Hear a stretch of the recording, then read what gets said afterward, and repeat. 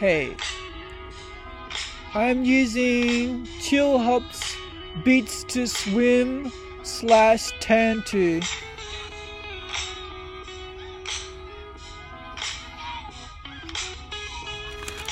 Today I'm going to attempt to cover 3 topics in an hour. I might do slightly more depending on how much I can think to say about each topic that I've picked to cover.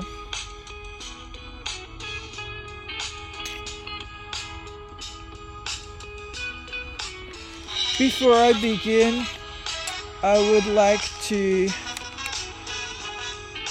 share some quotes from Mohandas Gandhi. You may know him as Mahatma Gandhi, but he hated being called Mahatma. He didn't even like being called Bapu or father. He preferred to be called brother. I'm getting that information from his autobiography. My homie Ray told me that it's always good to acknowledge your sources so people know what you're talking about, so people know where you're coming from, so they can check your facts. That's gotten me into trouble in the past. Gandhi said faithfulness to your spouse is part of the love of truth. He said difference proves helpful when there's tolerance, charity and truth. He said all is uncertainty but the truth of who God is.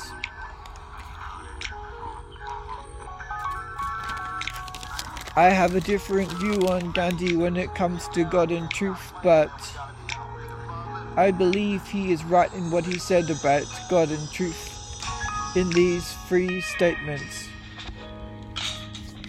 So, without further ado, I would like to talk about Stephen King.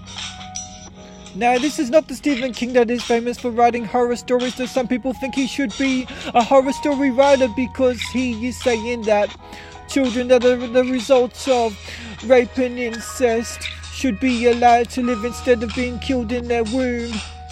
Some people think this is horrible because the mother of a child who comes into being as a result of rape and incest is undergoing a horrific ordeal. But what those people don't realise or choose not to focus on is the fact that if a woman has an abortion, if a woman kills her baby in the womb, then she is causing damage to her body. She is affecting her chances of having a baby in the future when she wants to have a baby, instead of when she feels like she's being forced to have a baby.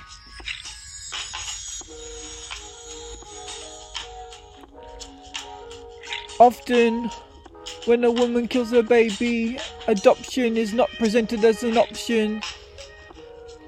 In crisis pregnancy centres, where women and men look after women who want to give birth, who don't have a father around, they are forced by state laws in some cases to present the killing of your baby as an option. But the reverse isn't true. Sounds like double standards to me. Why can't clinics with inverted commas around them, aka baby killing factories, why can't they be forced by law to present adoption as an option?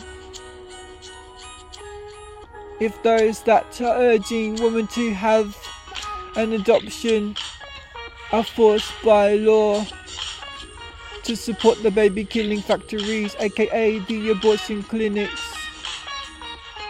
This guy, Steve King, is a congressman representing the state of Iowa. 5 days ago, there were people calling for him to resign. Why are some people afraid of freedom of speech? Why do they see it as a hateful or evil thing when you spit the truth to them? I can't wrap my head around it. I love what this guy is doing. I love his honesty, I love his heart, I love his bravery. I don't know if he's got kids of his own. I don't know anything about him other than the fact that he is bold and courageous. Some people are against one form of incest, but they are for another form of incest. In Germany, it's legal to marry your brother or sister. It's not legal to marry your mother or father. The reason for this is probably because there's a power imbalance.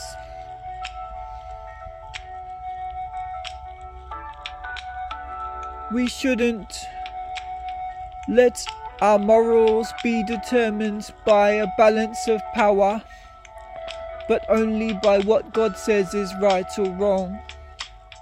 How do you tell somebody in the world, somebody who has never known what it's like to be a child of Christ, or to grow up in a Christian household, what is right and what is wrong? They look at their mothers and fathers, they look at the people around them, they look at society, they look at the media, they look at television, they look at movies, they look at books, they look at magazines. Our thoughts are influenced by those around us, whether we like it or not. We react against them.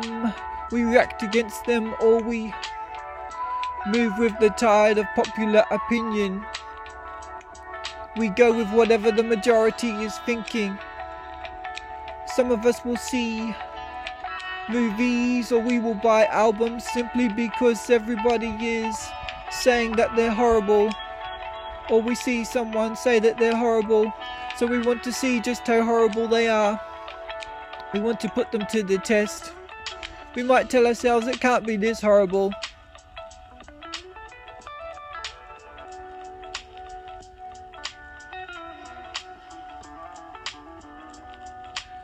I hope Steve gets to keep his job.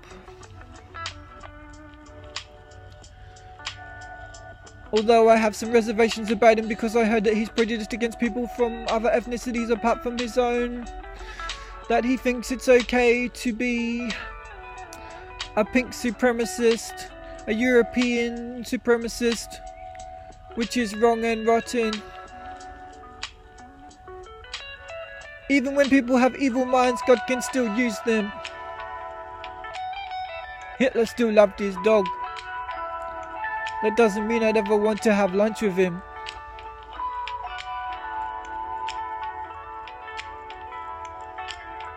I can see why Jewish people wouldn't want to have lunch with him. I can see why people wouldn't have lunch with him even if they agreed with him that animal cruelty is wrong. Some people value animals more than they do humans. Are you one of them? If you are, it's probably because you've been hurt by people. Maybe you're a victim of rape or incest.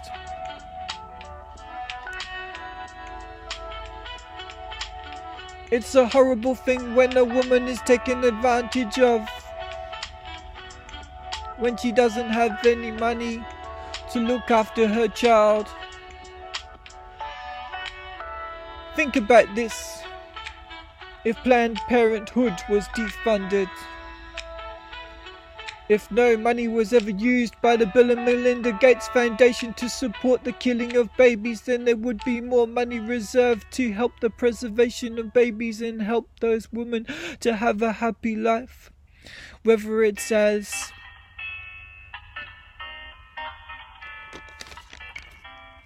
the kind of woman who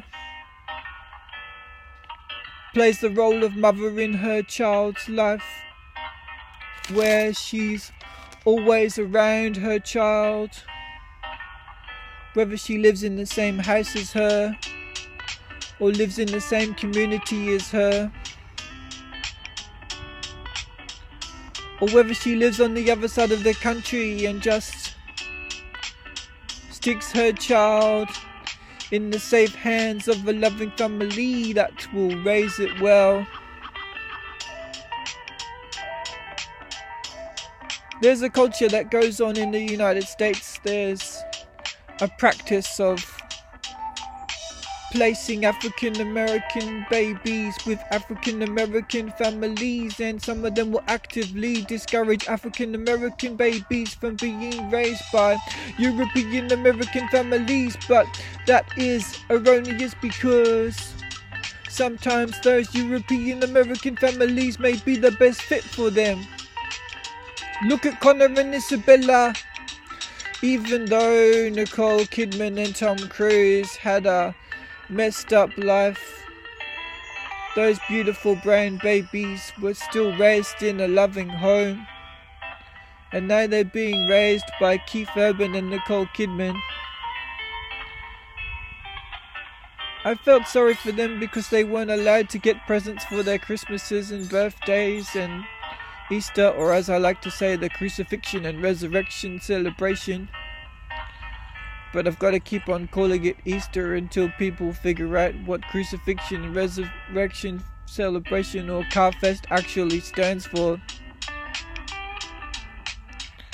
Personally, I find this Steve King a lot less abhorrent than the one who thrives on talking about killing people. Because of him, my friend is afraid of clowns.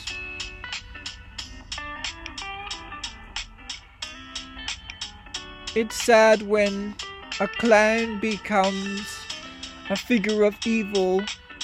Clowns are meant to make people laugh. Laughter is good medicine for the soul.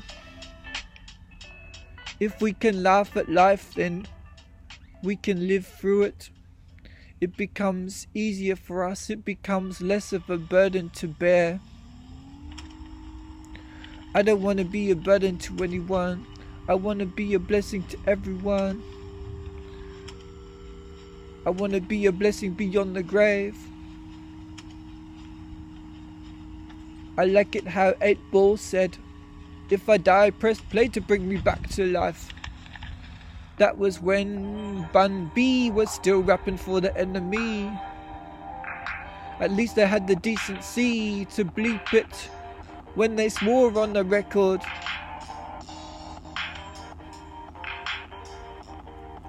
He talked about being attracted to his homeboy's girlfriend. I know what that's like. I would never spill names though, 'cause I don't want people to be sending me angry, hateful faces on my socials. I get enough people telling me how to live, like they're telling Stephen King how to live, like they're telling him what to say and what to do, as if they're walking in his shoes. If they want to get another dude, all they got to do is wait until voting time comes round. Why are people so impatient? I guess that's the truth. I guess that's the root of it. People aren't patient to wait until an election year. They're crying their tears, they're crying their crocodile tears. Meanwhile, all the babies that are the result of rape and incest will be thankful if this congressman influences those who are mothers, who have their babies in their womb, who are victims of rape and incest, to have their child. Imagine all the famous people that were victims of rape and incest. I can give you one example. Reggie Dabbs, he goes all around the world. He was the result of a one-night stand, but God used him in a grand way to minister to children who consider themselves to be outcasts. He ministers to those who self-identify as homosexual, those who are drug addicts, those who are full of self-hatred, those who have given up on themselves. He uses his trumpet playing to minister to them. He plays the popular songs. He doesn't just play Christian songs. He plays secular songs that are popular as well. He used the Island of the Misfit Toys as an evangelistic tool. Professing ourselves to be wise, we became fools. Didn't know what my friend was talking about when she was talking about Stephen King. I wondered precisely what she was saying. It was funny because we were in a group that was supposed to be non-political and non-religious in its discussion. I guess she thought she could get away with it in the break time. Arguments can erupt in the break time. Volcanic arguments can erupt in the break time. If you want to be a champion of mine, then you've got to see that you can't live a life of hypocrisy. I don't care how much love you give me. If you're only gonna be my friend offline, I ain't got no reason to give you time. I ain't got no reason to stress. I'm too blessed to be stressed. I've got to be the hands and feet of Jesus. I've got to walk in the opposite spirit. I've got to turn the other cheek, be humble and make 7 days a week. I need to be transformed by the renewing of my mind, presenting my body as a living sacrifice.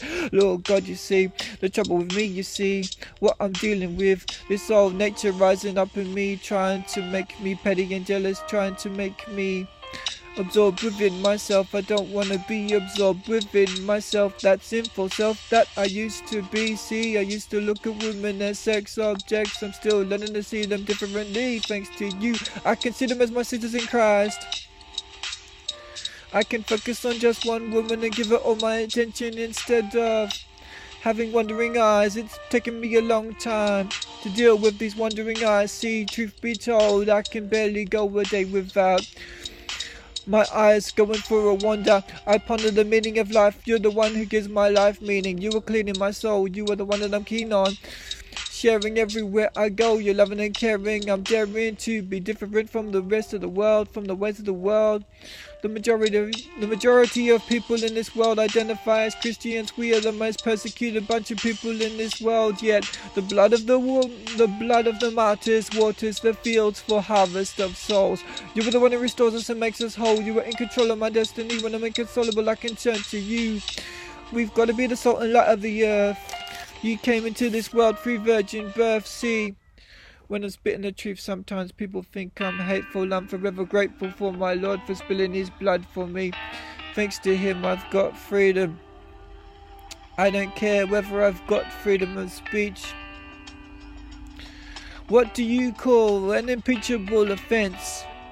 As far as I know, lying under oath is one of those things. Embezzling money is one of those things. Some people get away with murder, some people get away with embezzling money because the federal government pays for their court settlements.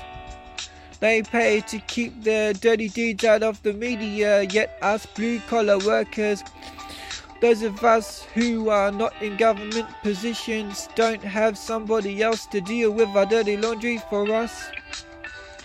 That's not fair. That system needs to change. Government officials need to be held accountable and they need to pay for their own court fees out of their own pockets.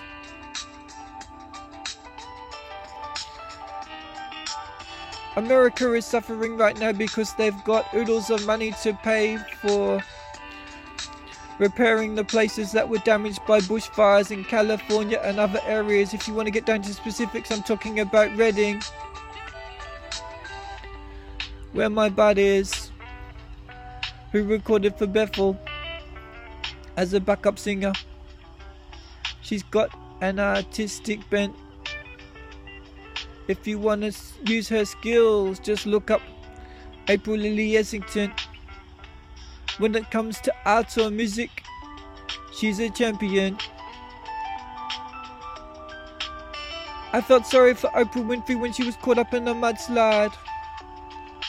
Woe betide that I should deny El Shaddai, who rules and reigns in my life, who unchains my soul, who changed my way of looking at the world.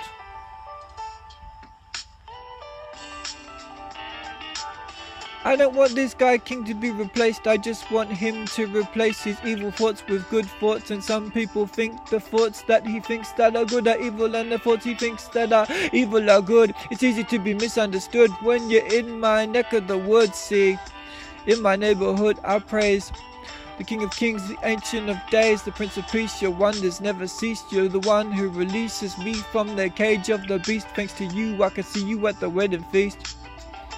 You're the one who loves me despite my cheese. see me and some of my homies are as different as chalk and cheese, but we still make strange bedfellows. Negotiations make strange bedfellows. We still come into alignment. Some people don't know what intersectionality means. Doesn't mean you have to compromise your convictions. It's a way in which everybody is connected. We can find threads of connection to everybody in the universe. Okay, for the next 20 minutes I'm going to talk to you about Marty Sampson, or attempt to talk to you for 20 minutes about Marty Sampson, because you know how my mind is, it goes wandering off all over the place. But this should be easy, because I know this guy, or at least I know something about this guy. I don't actually know him personally. I'm going to assume that he's from the United Kingdom of Great Britain, Northern Ireland, Scotland and Wales, because he was in a band called Delirious, with a question mark. These days, I wonder if the question mark should be removed, at least from Marty Sampson, because Marty Sampson definitely is delirious right now, but the other guy who is the lead singer of Delirious, Martin Smith, is on fire for Jesus as far as I know. He's written many worship songs about going deeper but not knowing how to swim, wanting to be meeker and being a history maker. He's a guy that's so humble.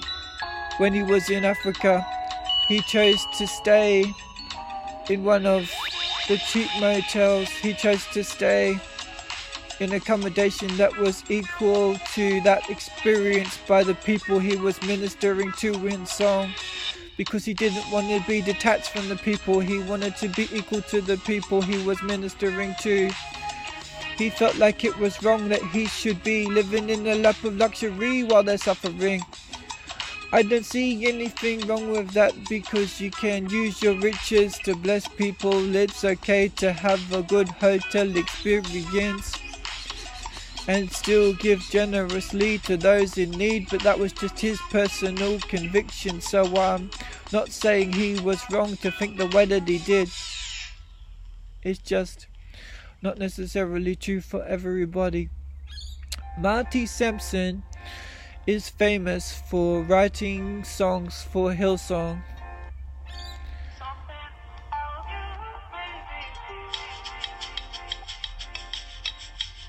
He is currently facing a crisis of faith. He's not sure what he believes anymore. He's not sure whether people go to heaven or hell when they die. He's not sure if Jesus is the only way to heaven. He's not sure if God exists or not. Let me assure you, Marty, if you are watching this, or if anybody is watching this, that Jesus is the only way to heaven. It's not okay to be in a state of confusion about where you will spend eternity. It's not the love of Christ you need, it's the forgiveness of Christ. The love of Christ is a given. Some people think that they've sinned so much that Christ can't forgive them. People who don't think that Christ can't forgive them, people who think that Christ can't love them because they've committed unforgivable sins, need to get the revelation that he can forgive their sins.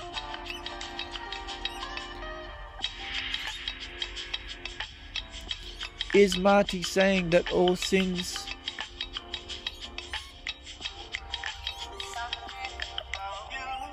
are ignored by God? That his grace means that he just looks the other way when we sin? That's not true. All sin is an abomination to God. Whether it's having sex before marriage to a partner of the same sex, or having sex before marriage to a partner of the opposite sex. Whether it's having sex with an animal, or stealing, or lying, or blaspheming God. Every time you say OMG, and when you say OMFG, you were taking the Lord's name in vain. It's a sin, and you have to ask God for forgiveness. You have to get down on your knees and beg Him to make your heart clean, because your heart is dirty. It's not in a state of disrepair, but it is in a state where it needs repair. All of us have the potential for redemption while we remain breathing. Marty Sampson may have the same last name as Samson's first name, but unlike Samson, he doesn't appear to be going out serving the Lord. He doesn't appear to be using his last amount of strength and energy to serve God. He appears to be serving the enemy instead. It's a tragedy. I wouldn't say he's fallen, but I would say he has to be careful what he says, because he's leading other people astray.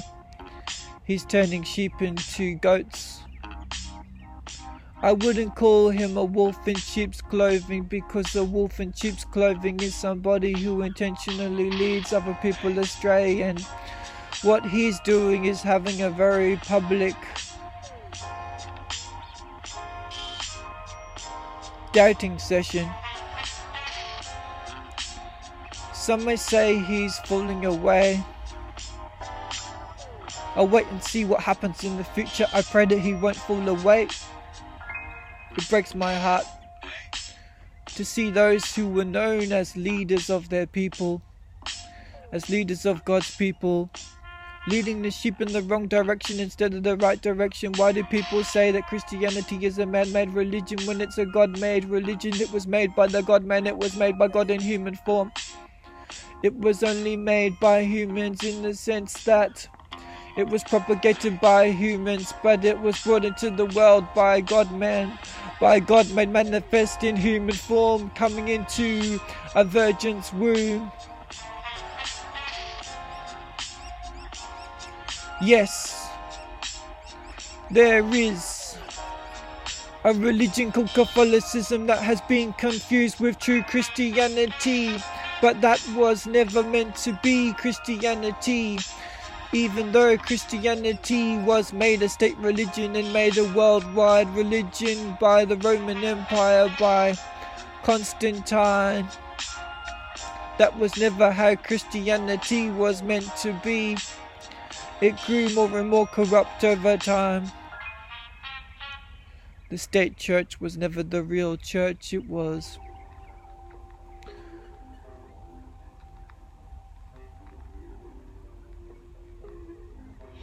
in the sense that Constantine loved God and his mother loved God. Over time, the Roman Church became corrupted. People started worshipping dead saints. People started worshipping Mary and revering her as the mother of God, when in truth God has no mother. She was just a womb vessel. She was a vessel. She was a portal for Christ Jesus to enter the world and save it. We shouldn't pray to Mary, we shouldn't pray to saints, we should only pray to Jesus Christ. It's only praying to Jesus Christ that is going to get you into heaven. It's only asking Him forgiveness for your sins that's going to get you into heaven. There's no other way to heaven except through Jesus Christ. He said, I am the way, the truth and the life. No one comes to heaven except through me. He is the bridge, He is the gateway. His blood-soaked body is the bridge to paradise. He's the only one that can save your soul. All other religions are wrong. Christianity is the only one that is right. I'm sick of people saying that Christianity isn't a religion, it's a relationship with God. It's both. You can't have one without the other. If you have no relationship with God, then you have no true religion. You only have a false religion.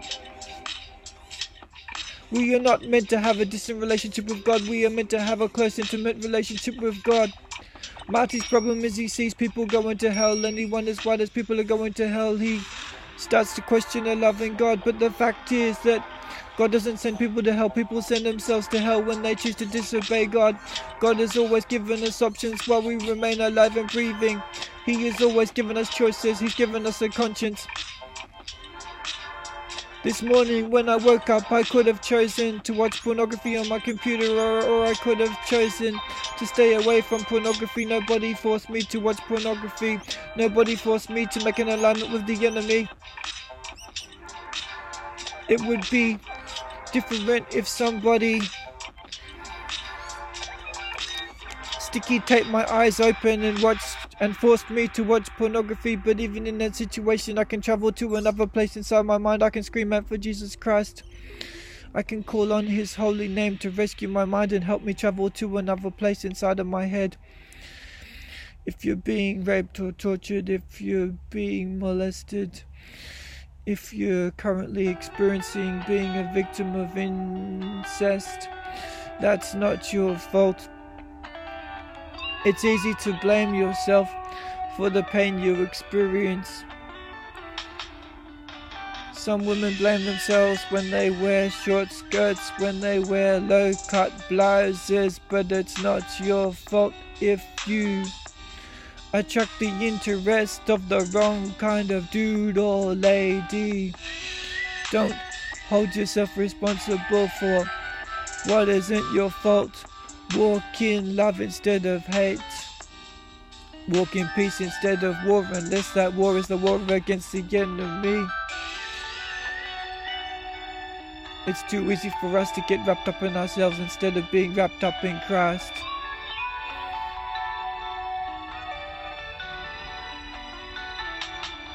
Marty's best option isn't trying to remake Christianity as a religion that accepts all religions as the same thing, like that evil book The Shack does. His best option is to get out there and preach the gospel to every living creature. That's the God he once said he believed in. Hopefully that's the God he still believes in. God is exclusive and inclusive in his nature. He is exclusive in the sense that he is the only way to heaven. He is the only road to innocence. He is the only one that unlocks us from the prison of having a guilty conscience. But he is inclusive in the sense that in him there is neither Jew nor Greek, slave nor free. He put within every culture, every song and dance, every story, every artwork, evidence of his magnificence, of his path to heaven. He has hidden eternity in our hearts. It's our job to fulfill the Great Commission as believers in Christ and awaken people to what God has already hidden in them. None of us gets a hall pass. None of us can say that we are pure. All have fallen short of the glory of God. None of us can say we are pure until we come to know Jesus Christ and he wipes away the manure from our minds and our hearts. He's the one who helps us to have a clean conscience. I don't know if Marty's problem is that he's too reliant on himself and not relying enough on God. I'm not in his squad. I'm not in his inner circle of friends. I don't know what it's like to be him. I know he must be under heaps of pressure. It must be hard for him having the whole world looking at him, wondering what is that guy doing, what is he thinking. His every move is being watched. Every book he reads, every movie he watches, every album he listens to is analysed. Everywhere he goes is analysed. He can't go to a strip club and preach the gospel. He can't go to a dance club and preach the gospel. Maybe he can, but if he does, then his moves could be misinterpreted. See, There are people who are strippers who love Jesus. There are people who are strippers who want to have a relationship with Jesus, but they feel trapped in the struggle. They feel like this is the only way to live. They feel like because they've done this in the past that this has to be their present and their future, just because they found a quick route to making money that way is the way they should be. But they might have reached a point where they've lost respect for themselves. That's why they use their body to get money in that way. There are ways for them to use their attractiveness without using it to cause men or women to stumble or to have sex before marriage or to commit sexual acts with themselves or other people. The same for prostitutes. I like what Sweden does, how it locks up men for having sex with prostitutes. In that way, they've managed to clean up the streets and prevent prostitution in their country. It would be better if it was wiped out altogether. This can happen in God's perfect timing.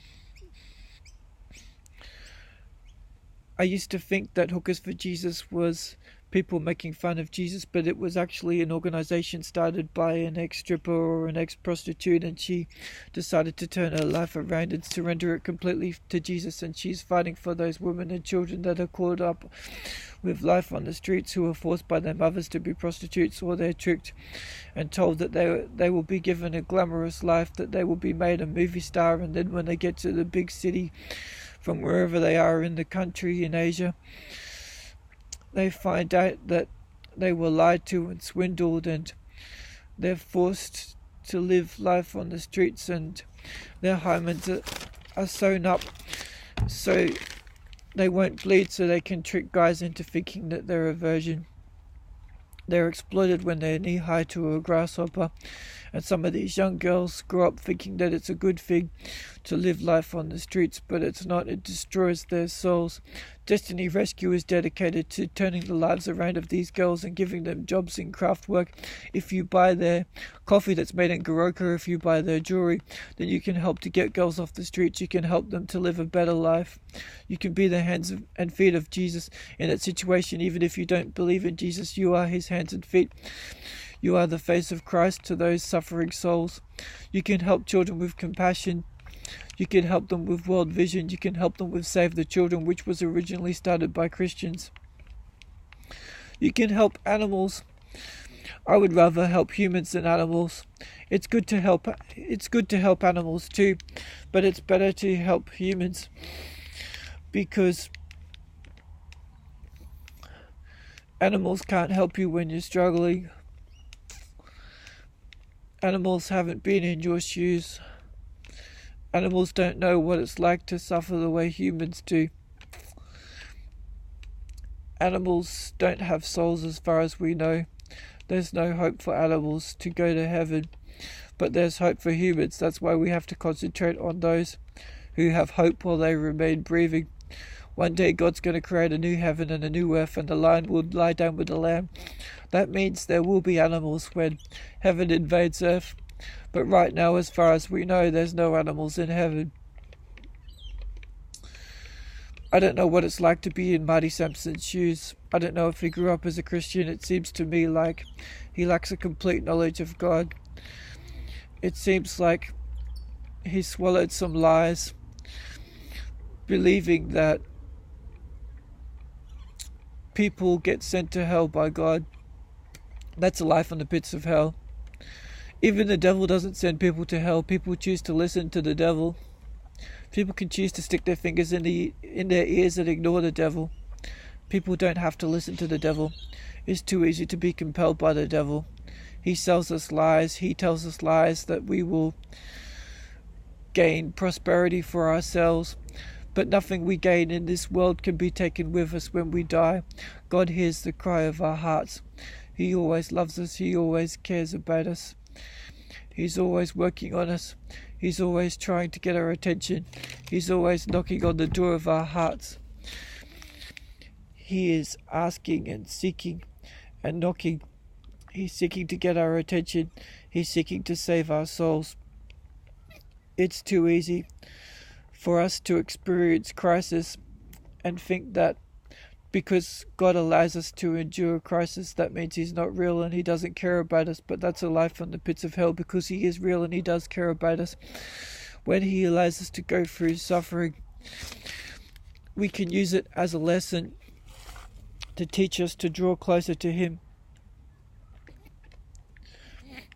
When Jesus was crucified on a cross and buried for 3 days, his disciples must have felt like a lost cause, but they clung to his truth because they had nowhere else to go. And they saw the evidence of the miracles that he did, so they knew that he was God and they knew he was real. And he said he would rise again from the dead. So they held on to that faith, and he kept his promise and he did rise from the dead. Now, for my last 20 minutes, I would like to talk about my life. I've got a good life. I was raised in the UK. I've lived in Australia for most of my life. I've basically lost my accent. It's a mixed bag of accents. I'm influenced by the American hip-hop I listen to. Some people may think I'm faking because I listen to American hip-hop, so I find myself being pulled towards demonstrating an accent that's the opposite of the one I was born into or the one I was raised around. In New Zealand, there's more rappers that adopt an American accent. Some say you won't get anywhere unless you rap with an American accent, but that's not true, because there are people who rap with non-American accents and they still manage to make money. I'm not in it to make money so much as I am in it for saving souls, or being used to save souls, because you can never be a good enough rapper to save a soul. It's God that does the saving, not us. It's too easy to get a big ego. It's too easy to think that we are the ones doing God's job when we are just his hands and feet. He doesn't need us to work miracles. I still want to know why he needs us. I still want to know what Jesus meant when he said that his disciples would do greater works than him. Even somebody getting healed by a shadow passing by them isn't any less miraculous or spectacular than Christ raising himself from the dead, or being used, or raising somebody else from the dead, like he did with Lazarus. We can only be used to raise people from the dead. We don't possess that power ourselves. We're not God. When people sing about, when Hillsong sings about God having no rival in What a Beautiful Name It Is, that's both good and bad theology depending on how you interpret it. It's true in the sense that God is the only God, but it's false in the sense that God does have rivals for our affection. All of us have idols at some point in time between birth and death. Now, maybe you've dealt with your idols. Maybe you don't struggle with softcore pornography like I have in the past. Maybe you're not addicted to members of the opposite sex, giving them so much attention that you virtually worship them in church instead of worshipping God, eyeballing them instead of concentrating on heaven. That was before I reached a place of desperation. I had to get desperate for God. I had to realize how much I need him. I had to reach this point in time where I'm screaming and checking almost every day, where I know how much I need Jesus. I know how much I need to soak up that word of God, even though I still have problems stopping myself from interrupting the pastor in church when I disagree with what he or she is saying. I still have to work on that. I still have to work on not falling asleep in church. I used to only appreciate the worship service. I used to hate the sermon, but then I started to write sermons myself, so I appreciated all the hard work that went into preparing a sermon, so I chose to pay more attention to the sermon. I used to be such a little fuss budget. I used to be such a brat in church. I only used to sing songs that mentioned Jesus. But I've changed. I used to be hateful and jealous towards my sister. I used to hate the fact that she took communion because I thought that she wasn't a Christian, but she gave her heart to the Lord. I want to be completely surrendered to you, Lord. I want to be wholly yours. I don't want to be partially yours. I want to be completely on fire for you. I don't want to be half on fire for you. I don't want my desire for you to ever die. I don't want to be half-hearted in my love for you. I want to be wholehearted in my love for you. I want to give you all my affection.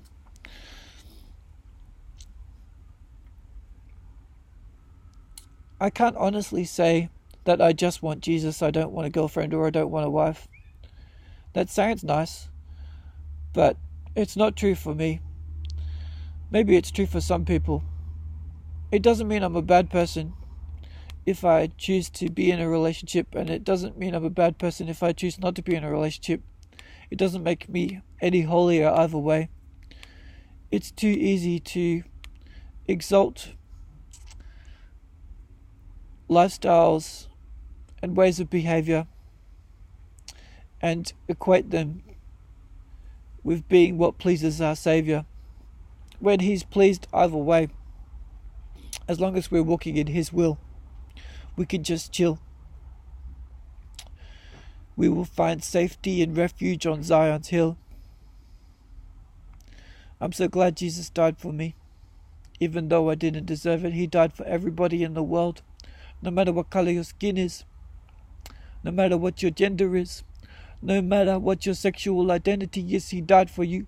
No matter what your religious background is, He died for you. No matter whether you don't identify with a religion or whether you identify with a religion, He died for you. No matter what you're going through, He died for you. No matter what you're going through, He loves you. Even if you can't see evidence of it, He loves you. Even if you think He doesn't exist, He loves you. He does exist. I don't know how to prove to you that He exists. For me, the evidence for the existence of our Creator is found in His creation. Maybe that's not enough for you. I wish His death on the cross was enough for you. I wish that was enough evidence for you to know that He loves you. I wish that was enough evidence for you to know that He is real. The fact that He rose from the dead. The fact that even those who had no reason to believe in Him, who had no reason to promote Him as God, couldn't help but prove that He was God in their historical accounts of the evidence of Him rising from the dead. Some of you live in places where you've never heard of Jesus. One guy lied and said Jesus was the baddest of the whole bunch. He didn't mean in the street slang way where they say bad is good. I don't know what he was going on about, because if Jesus had any bad in Him, if He had one speck of bad in Him, then He wouldn't be worthy to die for us on the cross. So obviously He had no bad in Him, only good. He was the only perfect human who ever lived, because He was not just human. He was fully human, but He was fully God at the same time. I don't know what it means when He said He hid knowledge from Himself, when He is the all-knowing one. What did He hide from Himself, and what did He not hide from Himself, besides the fact that He never told anyone when He was planning to return, just that He would return to this earth for the third time. Or the fourth time. He came in pre-incarnate form. In incarnate form, He came once into this world, then He rose from the dead. He ascended into the air, then He came back to 2 of His disciples and teach them a little more before He went up once again into the air. He chases away our darkness and despair. He's always there for us. He's always there for us for every circumstance we face. He offers an olive branch for us. He wipes the tears off our faces. Even when we think our faces look like feces, even if we can't see the beauty in ourselves, He sees beauty in us. Even if people say you look like a monkey, you are a human. You are beautiful in His eyes. Don't let anybody put you down because of your size. Whether you've got chunky thighs, whether you've got dark skin or light skin, whether you're a boy or a girl, whether you're short or tall, don't let anybody hate on you because of your age. Don't let anybody keep you in a cage. Don't let anybody treat you like scum between their toes, because in God's eyes you're beautiful. I wish you could see that. Because some people can't see that, they turn to drugs and alcohol. They turn to false forms of comfort to save their souls. God is in control of my destiny. He sees things that I don't see. He sees the big picture. I only see part of the picture. I only see a small portion, but He sees beyond the distortions of this world, beyond the contortions of this world.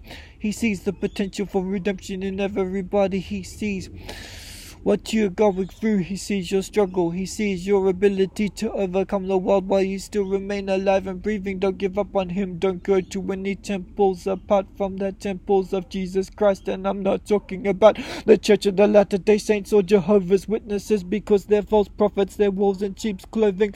Turn to Jesus Christ. Turn to Pentecostalism. Turn to any form of church that isn't a Catholic church, or the Armstrong cult, or anybody that says that Jesus isn't God. Because if they say that Jesus isn't God, then they aren't the real church. They aren't really Christianity. They are insanity. They are the opposite to Christianity. Stay away from those people for your own good. If you are one of those people, I feel sorry for you. I pray for you. I don't throw stones at you. I choose to love you instead of hate you. May be misinterpreted as being hateful towards you, but truth be told, I just want you to see the truth, because one day you're gonna die. One day you're gonna face your maker like I am. I don't want to be burning in hell for all eternity, and I don't want anybody else to be burning in hell for all eternity, because I failed to tell the truth to them, or because I told a lie to them. It's resting on my conscience that I was once asked if God had many different names. They didn't mean Elohim or Adonai. Only the names mentioned in the Bible as being God's names are God's names. Any other name will lead you to perishing. It won't lead you to life. Don't call me a hypocrite for speaking the truth. I'm just speaking the truth. Yeah, I may be a hypocrite, but that doesn't mean that what I say isn't true, because God can still use hypocrites. He can use you. All of us are guilty of hypocrisy at times. Hypocrites comes from Greek dramas where they used a fixed facial expression, so it would always look like they were smiling or frowning. You couldn't tell their true emotions. Let us not be like that. Let us not wear masks around each other. Let us be honest and vulnerable with each other. Being vulnerable, being honest doesn't mean you slag people off. It doesn't mean you say nasty things about people. It means when somebody is having trouble in their life, you come alongside them. When they are living a sinful life, when they are reaching out for help. Jesus called Pharisees whitewashed tombs full of dead men's bones. I lay my life down before His holy throne. He dealt with people who were preventing people from entering into the temple in Jerusalem. He said, "You have made my house a den of thieves." It was meant to be a house for all nations. The house of God redeems all nations. He is the Lord of creation. He wants us to speak the truth in love. That may look different for some people. Was Paul foolish when he called the Galatians foolish? Should he have used different language? Possibly, maybe. I don't know what's right and wrong in that situation. In Mars Hill, he was right to tell the people in Mars Hill that the God they worship without knowing is the one true God. Is that the MO we should go with? See, Paul used different methods of operation in different circumstances. He said to become all things to all men, that by all means you may mean some. There are some situations where people are open to discourse, where you can use philosophy for the purpose of redemption. There are other situations where you just have to be straight up with the truth, when you only have a minute to talk to somebody, like Leonardo DiCaprio's role in Blood Diamond, where he played an Afrikaner who had 1 minute to live. He didn't have time to get into apologetics.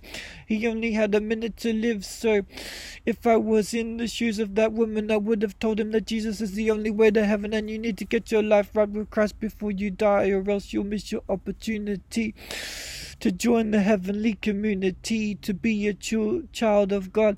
See, Gandhi was wrong when he said that we are all children of God. We are all creations of God, but we are not all his children. We are only children of God if we obey God, if we trust him completely with our whole hearts, if we are completely devoted to him.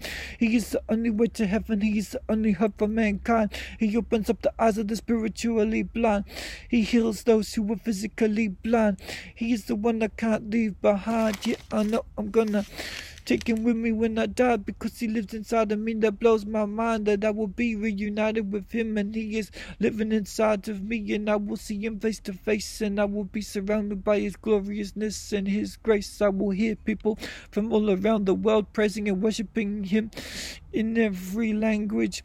Every tribe and tongue will be united together underneath his wings. All those who are willing, there will be portions from every tribe and tongue who are representatives of him. I wonder sometimes why some people believe the lie that those who fall away from God were never his kids in the first place. I don't know the hearts of humans. I can't say that they never made a decision for God in the first place just because they fall away.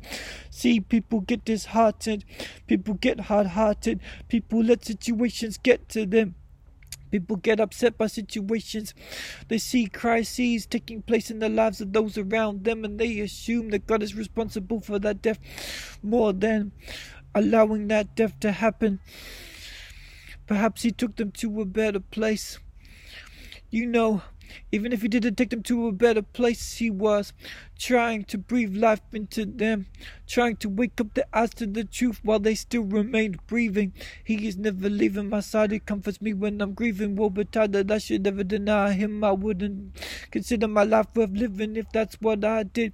I've got to be precise. I've got to live a holy life, even if the world around me is living an unholy life. I'm so glad I've got a godly home. This is a fortress of solitude. This is a fortress of peace. Help me not to be flawless. Help me not to be casual in my approach to you. You are more than a casual acquaintance. I don't want to treat you as just a fan does a rock and roll star, because I'm more than a fan of you. I'm your bride. I have to be completely devoted to you. I've got to be walking by your side. I can't just let it slide when I see sin in my life, when I see a need for changing me, a need for rearranging in me. I need to treat you like a friend and not a stranger. I need to allow you into every area of my life and not just some areas of my life. It's easy to just be a Sunday Christian, to think that's good enough, to live however I want during the week and just be a Christian when I'm surrounded by other Christians. But my friend was wrong when she said that she couldn't swear in church because it was Sunday. She couldn't swear because it was Sunday. She was right to say she shouldn't swear because it's Sunday, but she should have said that it's not right to swear any day, because she was allowing her mind to become corrupted. She was watching horror movies. She was allowing her mind to become corrupted. It's too easy to allow our minds to become corrupted. We've got to be in the world, not of it. We can interact with the world without becoming part of it. We have to be careful. My MO is 60-40, 60% of time I spend with those who love Jesus Christ, and 40% of time I spend with those who don't love Jesus Christ, so I can be a light in the darkness. God called us to be a light in this world. Your MO may be different. God may call you to just spend all your time with him and those who love him, because he knows how strong you are. He knows what you can handle. I can find my candle being unlit. I can find it being snuffed if I hang out in the darkness for too long. My love for him is strong. He helps me to abstain from worldly things. He helps me to choose good over evil, to choose peace over war. He is the one that I'm fighting for. He is the one that I'm delighting in. Help me when I'm frightened, Lord. You are the one who causes my spirit to soar high like a kite flying in the sky. It's not by might or not by power, but by your spirit that I am able to overcome the world. I'm so glad to sit at this table with you. Father, Spirit, and Son, you are sitting here with me. I prepared these 3 seats. I can't see you sitting at them, but symbolically I represent the fact that you are preparing a table before me in the presence of my enemies. You are enjoying this spiritual meal with me. I've got to keep it real. I've got to see what I don't see. Help me to see the world through your eyes. I can't imagine starting a conversation like Toby Mac did in his song, saying, "Excuse me, sir, I can't help but notice your shade of melanin showing the beauty of God in you. I wish I had the guts to do that, but I would be too afraid of getting mashed up. If I was in the wrong hood wearing the wrong color do-rag, I would be too afraid of getting bashed up. Why do I not choose love over peace? Why do I not choose love over hate? Why do I not choose peace over war? You are the one that I'm fighting for. The only war that I should be involved in is the war that doesn't use revolvers, but my spiritual sword. Lord God, you're with us. You're fighting with me. Why am I afraid of all the devil's army and all those who serve the devil, when I know that God is watching over me and they can kill my body but they can't kill my soul? You are the one who restores me and makes me whole. Peace out.